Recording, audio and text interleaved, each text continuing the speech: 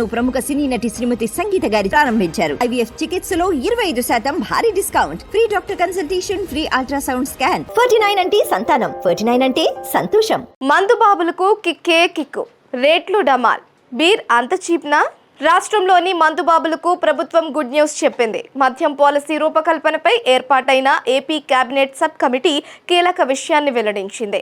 నూతన మద్యం policy రూపకల్పనపై excise శాఖ మంత్రి కొల్లు రవీంద్ర ఆధ్వర్యంలో మంత్రివర్గ ఉపసంఘం సమావేశం అవ్వగా మంత్రులు నాదెండ్ల మనోహర్, కొల్లు రవీంద్ర, సత్యకుమార్ యాదవ్, కొండపల్లి శ్రీనివాస్, గొట్టిపాటి రవి పాల్గొన్నారు. ప్రస్తుతం 6 రాష్ట్రాల్లో అమలవుతున్న మద్యం పాలసీపై అధికారులు అందించిన నివేదిక మంత్రులు సమీక్షించారు. త్వరలోనే దీనిపై ఓ కొలిక్కి వచ్చే అవకాశం ఉంది.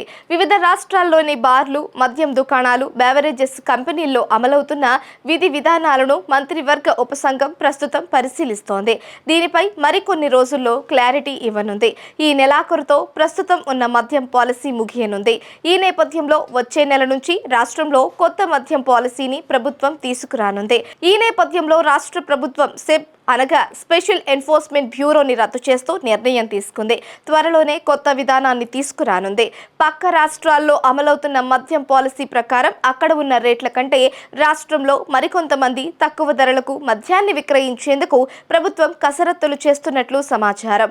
ప్రస్తుతం రాష్ట్రంలో ఓ బీర్ ధర 200 రూపాయల నుంచి 220 రూపాయలు ఉంది.